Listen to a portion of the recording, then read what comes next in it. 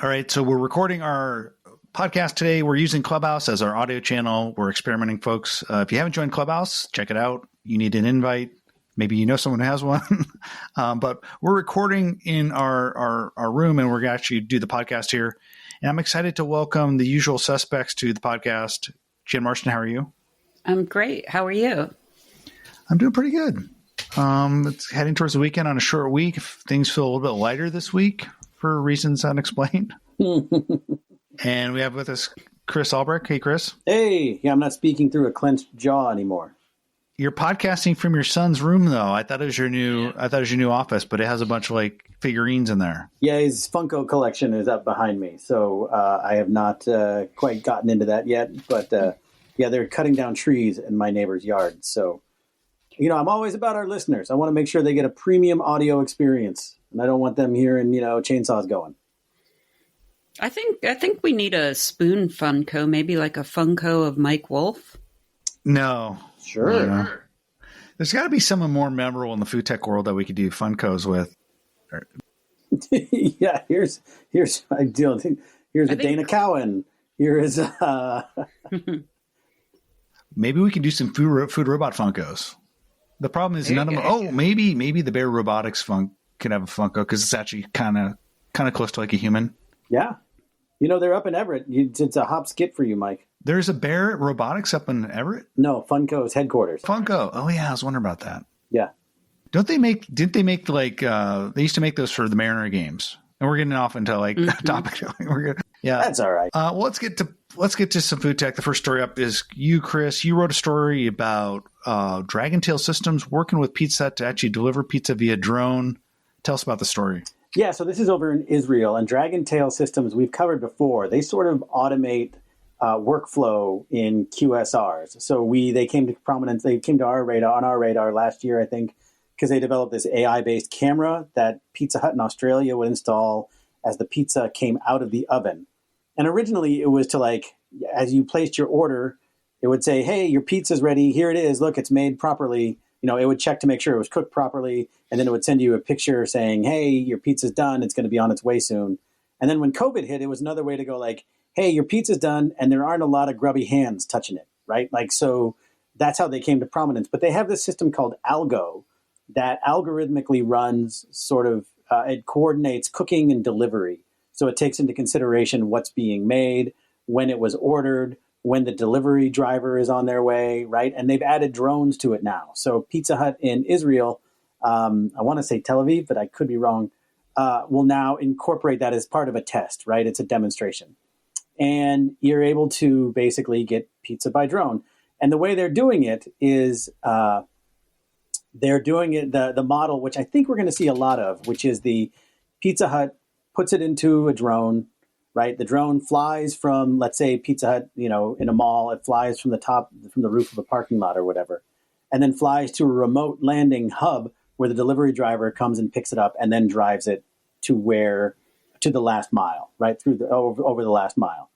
And I think we're going to see a lot more of that because it really simplifies sort of dealing with the FAA or whatever government body is responsible for regulating airspace.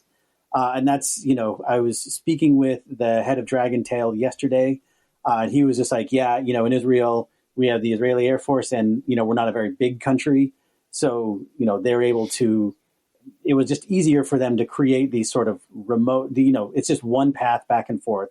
Then you can map it out. It's not flying over, military bases or hospitals or whatever, right? And then you don't have to deal with like trying to deliver it onto a person's front yard. So I think we're going to see that a lot. But anyway, they're starting to test that right now. And you're also seeing that kind of test. That's what Uber wanted to do in San Diego. And I haven't heard much about the Uber drone program lately. I wonder where they're at on that. And also iFood in Brazil is also using that system where you fly and then remote and then a driver picks it up for the last mile.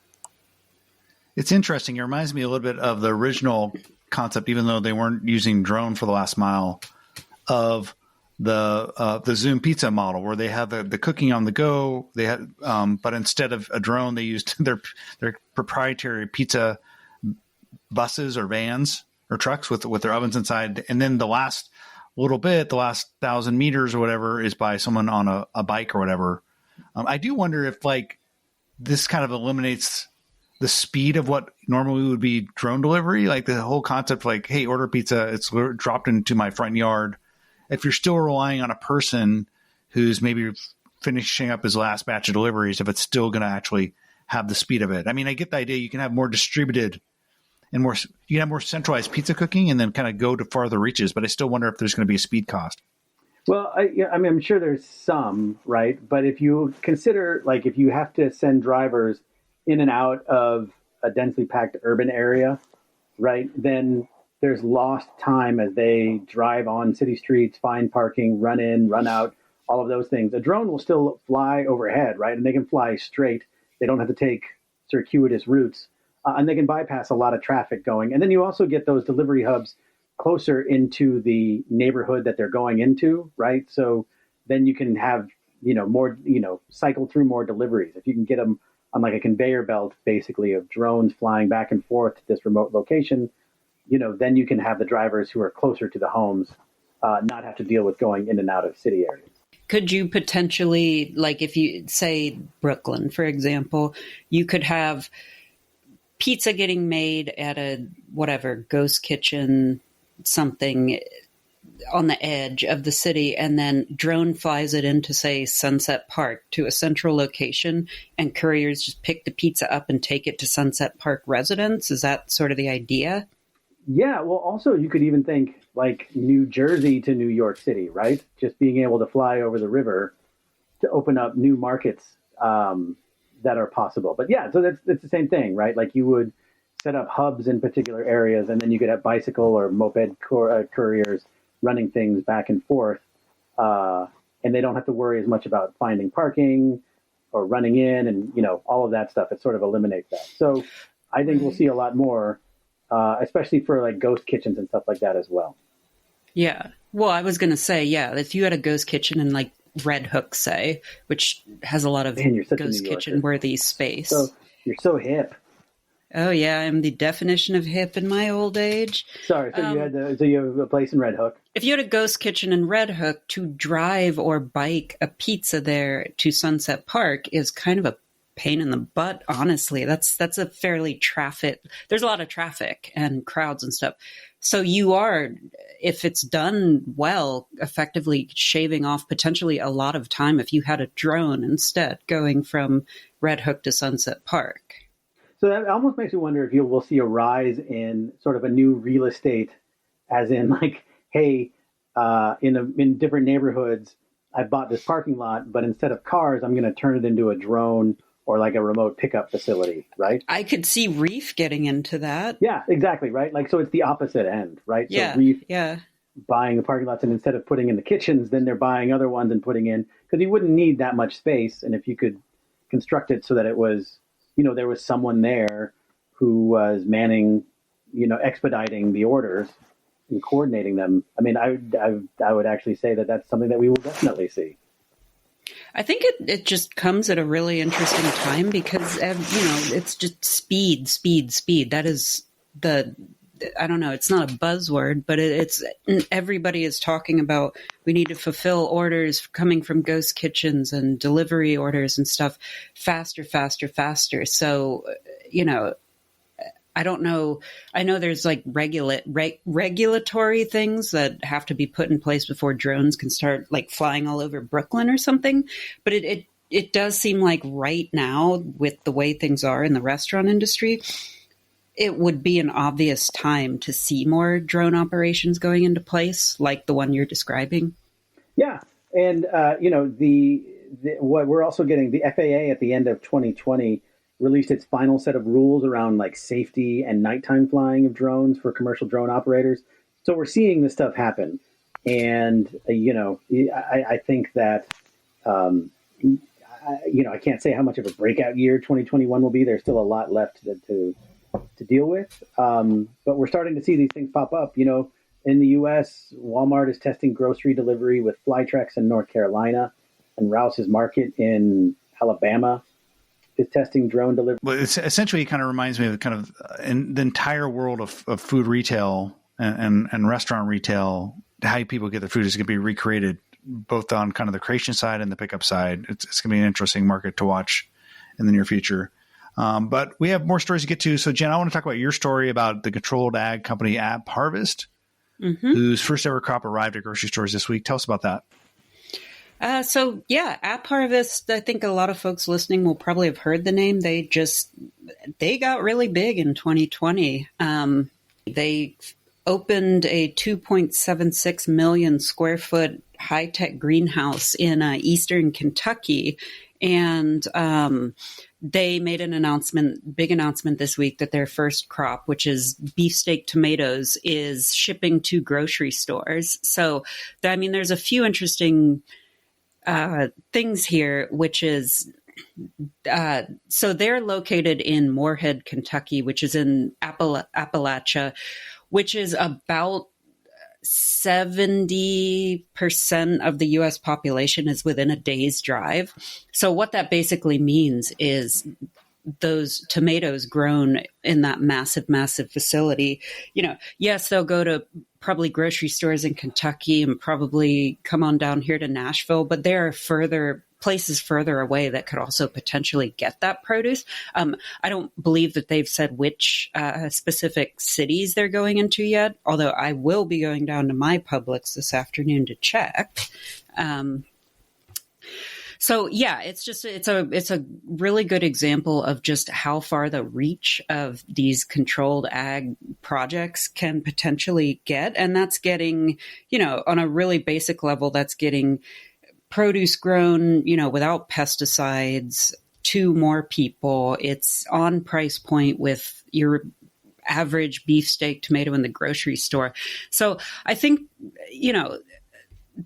App Harvest has said they've got a couple more facilities. They're opening another really big 60-acre one and then a separate one for leafy greens. So they're expanding a lot. And I guess what I sort of wonder is they're growing so fast. And if this harvest is, it was successful, obviously, they're kind of starting to set the example for other companies that are doing similar things. And interestingly, they're not a vertical farm. I was just looking at all the different companies we cover yesterday and, Gotham Greens, Bowery, Arrow Farms, all those large companies are vertical farms. This is slightly different. So, I think we hate this phrase, but it will be interesting to see if the more straight greenhouse approach gets a little bit more traction this year. Because you can grow more than leafy greens in a greenhouse. One thing we haven't seen is, I know that for a while, there were some startups talking about actually coupling themselves on to grocery stores and having it the ultimate in hyperlocal, right? Produced at the grocery store. It doesn't seem like that's got a lot of traction. It's more like localized, but not so distributed. It depends. InFarm, who has teeny tiny little vertical farms that they put in the produce section, they made quite a few expansions last year. They're in some Kroger's, I believe, but they have a lot of locations in Europe because they're based out of Berlin. Farm One is in Whole Foods in Manhattan. And then I believe they said they were thinking of expanding. Right. But yeah, I think it's not quite as widespread as maybe we predicted it would be. I think it ultimately comes down to what level of productivity you get. And is this just a vanity display of producing vegetables versus something that actually produces at the volume that something in New York City can produce? But I want to say hi to Brian Frank, friend of the Spoon, actually listening in our clubhouse. Hi, Brian. Hey, Brian. Never heard of him. Never heard of him. We have the next story. Talk about grocery stores. Chris, you wrote about this trend around which we're seeing more and more smart shopping carts. And this one, powered by Capers, is actually making its way into Kroger's. Tell us about that. Yeah, so the bigger picture here is the idea of automated checkout, right? Like, what is the the way to walk into a store, grab what you want, not have to stand in the checkout line or go through a cashier and leave. And there are companies that are doing it by going in and installing a bunch of cameras like Amazon Go or Zippin or Grimbango, where they install cameras and sensors. But another way is to sort of move all of those smarts into the shopping cart, right? So everything you put into the cart the cart either recognizes through computer vision. It goes, I know what this packaging is, or there's a barcode scanner, like on the Caper one. So Caper, it was announced this week that Kroger is using Caper's smart cart for a new Krogo powered by Caper at a location in Cincinnati. And basically, these shopping carts now come with a touch screen that has a barcode scanner and a scale, so you can get fresh food as well, right? And then that automatically keeps track of what you're buying. And you then go to a special lane where you pay and leave, and that's it. And I think what was interesting is just that it's Kroger, right? So that's a huge grocery retailer, one of the largest, if not the largest, adopting the technology, at least testing it out. But there are a ton of startups doing it, right? So you've got Vive Imager down in New Zealand doing it with H2O in Japan. You've got TrackX Points, Storewide Analytics, and Amazon, which debuted its own Dash Cart Smart Cart last year at its Fresh store, right? So I think that because they don't require retrofits, they just require, the acquisition of smart carts, that this year is actually going to be a pretty big breakthrough year for that. I think we're going to see a lot of them. Retailers want to create more contactless shopping experiences, and automated checkout certainly does that. It can also help, realign labor forces, right? So instead of having someone at a cashier who then exposes themselves to a bunch of people throughout the day, you can move them to sort of more of the pick and pack as online grocery and curbside pickup and delivery scales up and grows over the years. Then you're not necessarily taking away a job. You're just reshuffling sort of the labor. And these carts can actually help with that. Help with that. That's one of the pitches for Vive, is that you could beam an order and it shows up on the screen, and then an employee who's packing the order doesn't have to carry around a separate device. They just have the rundown listed, and these touchscreens can even guide you through the store. Or if you're a regular shopper there, they can act as advertising space, right? Run a special promotion, get 25% off a Coke. Or, run an upsell. Hey, we noticed you bought some pizza. Maybe you should get some beer to go with that, or ice cream, or whatever, right? So I just think that it's sort of a low, no fuss, no muss sort of way to get into the grocery store. And Chris, I thought one really interesting, and I'm sorry if you already mentioned this, one really interesting point about this particular implementation, I believe you said the customers don't have to download an app and sign into it to use the cart. Yeah, so that was the thing. I spoke with Lyndon Gao, who's the co-founder and CEO of Caper this week, and his whole thing was just like ease of use, right? And so if you go to an Amazon Go store, you have to download the Amazon Go app, and you have to scan that going in, and then it keeps track of you and what you purchase, right? But if you move all of that to the smart cart, then what it does is you don't have to download an app. You don't have to look at your phone. You don't have to do anything. You just take the cart and you go. It does mean that you're not you can't just walk out of the store and get charged automatically. You do have to stop and pay. But, for the average consumer, that might be less of an issue than downloading yet another app. So that's absolutely right. That's a good point. I wonder how it's going to work in practice, right? I mean, I go through self-checkout, and every time it seems something gets hung up, and then I have to ask the lady or the man who's standing at the end who works at the grocery store to come and rescan something. So I just wonder if this person, if we move to smart carts, instead of standing at their till, they're running around helping people. I mean, I'm sure they could figure this out, but I just wonder if it's going to take a while to fine tune it. I'm sure with the adoption of anything, right, there are going to be hiccups along the way. What's kind of interesting about the Caper cart, at least, is if you try to sneak an item in, it knows, and all the lights that circle the cart will turn bright red. So employees will know, if you're trying to sneak something, right? And then a drone flies and shoots a laser at you. Exactly. Or, just all the wheels lock up. I don't know. That would be one thing to do, right? But if it's green as you're checking out, then you're good to go. So, there are going to be things where, I'm sure it's software, right? If the last 20 years have taught us 30 years have taught us anything, the software is going to be, a little glitchy here and there. But, we'll see, Kroger is testing this out at one store. They should be able to iron some stuff out, figure out some stuff. And then if it works and they're seeing a bump in, Lyndon said that he wouldn't give me specifics, but they're seeing definitely a bump in basket size when people are shopping. So, it's in his interest to say that, obviously. But I wouldn't doubt it, right? Like, because the screen is there saying, hey, we're going to give you some money off on this, or hey, you should also get this. So it also plays into my larger prediction for 2021, which is that the grocery store is going to turn into Vegas, and there are just going to be screens everywhere, like Great. on the coolers, on the shelves, on your carts. You're not going to be able to get away from screens when you go grocery shopping. So that'll just further boost the online grocery shopping numbers so that we don't have to deal with going into that madhouse. I just feel sorry. I'm glad my son's 10, so it's good. This is going to be less of an issue. He's still going to be distracted by it, but anybody who's got like a 4 and 5 year old going to the store and there's a giant like soccer game basically as an ad for Sprite on the walls of of the cooler, I'd be like, oh man, being a parent trying to drag your kid around and not have them be constantly distracted by a screen is going to be.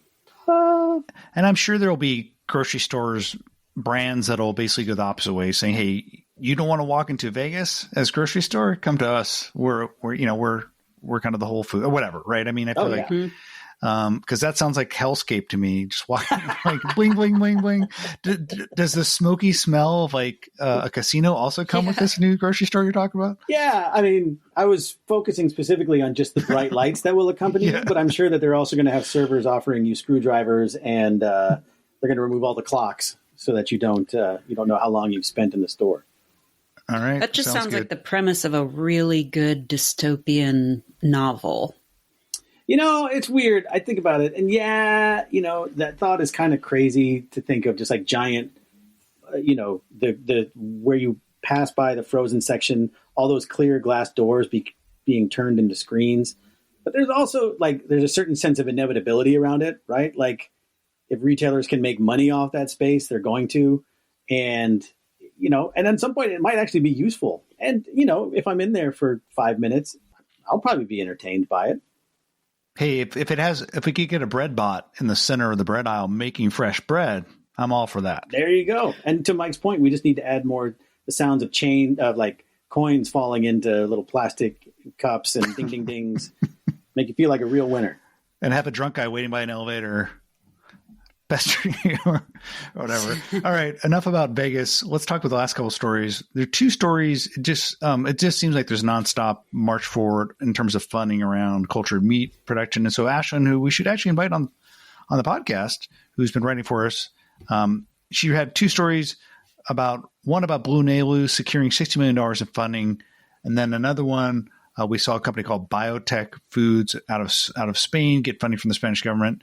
The first one, Blue Nalu, is interesting because that's a lot of money. And if you look at what they're going to use the money for, it seems like there's a pattern here with a lot of these cultured meat companies is they're all moving into basically pilot production plant creation. And so this $60 million or so will be used to build out their new pilot production facility. And what's interesting is they actually talk about how they hope to get 200 to 500 pounds of cell-based seafood per week. Now, that's a lot of money to produce $200 to $500 pounds. Now, I understand that's an evolution. We go back to Josh Tetrick and what he talked about with this 10-year timeline of moving towards, we'll need 10 years to get to where we're seeing culture meat at the local Arby's or KFC. It's going to take some time. We have to be patient. But it is interesting to see, like, in this next phase, we're just going to have to be really patient with all this money we're spending and understand that part of this evolution is creating these pilot production plants as we learn to scale up, because that's a lot of money going into what isn't a lot of output. Yeah. I mean, I do think, I wondered, because one of the things that came up at Food Tech Live about as companies are going into pilot production is just the whole new crop of questions that comes up once you start trying to scale up. So it's no longer just about, can we actually produce this cell-based fish? It's, what about quality control? What about how does the equipment change, or the equipment needs, I guess, when you're working in higher volumes? There's the regulatory issues that have to be gone through. So I wonder how much of that money has to go towards things most of us will never actually see. You know what I mean? Yeah, I think part of it is, and I was talking to another startup founder yesterday out of Asia, and they're looking to raise some money next year to go into pilot production. And as he told me that all that money will go in towards just getting really big bioreactor tanks. Ultimately wants to move towards production like of 1,000 liter with the 1,000 liter bioreactor. And he told me that even the biggest companies, the Just the world, are still only at that level because all these bioreactors were really built for the pharmaceutical industry. So it's really cost prohibitive because there just hasn't been an optimization around that infrastructure to build towards these meat breweries. If we want to look at what Integriculture and those great pictures that the founder has around his future vision of meat breweries, those don't exist yet. So I think there's an opportunity there. But I think that's part of the reason why it's so prohibitively expensive. I'm also like a little glass half full on this, which is one, that the Blue Nalu facility is only doing 200 to 500 pounds a week. But on the other hand, hey, Blue Nalu is doing 200 to 500 pounds of commercial grade, cultured fish that's edible and going to be sold into restaurants. Yeah, I think it's pretty exciting. It's their new production facility comes online. So Brian Frank wants to actually chime in on Clubhouse. I'm going to invite him on with understanding he actually doesn't have a podcast recording. So I'm going to put him up to my mic. Brian, I'm going to bring him on. Oh, I think he was here. What happened to him? Brian disappeared. Oh, well, Brian, Oh, no. next time. Come back. Hopefully I didn't mess up on Clubhouse. Sorry about that, Brian. And then there's also this interesting story out of Spain. We saw biotech raise 5.2 million euros. It's interesting that we're seeing so much involvement by the Spanish government. It reminds me of I think we talked about this on the last podcast, how we're seeing a lot of activation and involvement by Singapore. And so they invested in Israel. And Israel as well. So these governments are just seeing this opportunity and the need to basically make themselves future food proofed to invest in these startups. And so Biotech Foods raised 5.2 million euros. Their brand is called Ethica Meat. And it looks like they're going to be making meatballs and chicken cutlet. So just continues. I think every week we could say there's probably going to be a couple stories around just lots of money. Much like we saw all this, I think in 2019, just this huge, vast sums of money going into plant-based. And last year as well. I think this year is going to be a lot going into cultured. Well, and I don't want to politicize the podcast. But maybe just thought to chew on. I read that story about biotech and kind of wondered, the U.S. government has obviously not really been involved in cultured meat. Is the new administration, will that change at all? Now that we have a new administration, will there be any kind of involvement? I have absolutely no idea what the answer to that question is. It's just something that popped up when I read that story of Ashland's. It's a lot of interesting maneuvering going on. Some of it's a lot of political inside baseball, but I think it'll be interesting to see what happens. But yeah, to your point, Jen, it'll be interesting to see how all this shakes out under a Biden administration. I know that there's been a lot of think pieces around, do we need basically a czar for food, et cetera, under the Biden administration? And I think all of this is under the shadows of what we saw with the pandemic. And do we need to invest in a more secure food future? Hopefully we'll see, certainly with all the executive orders that Biden signed just yesterday around us re-entering the Paris Climate Accord, et cetera. Yeah. He'll take a closer look and give more attention to food in addition to just, I think, sustainability and climate.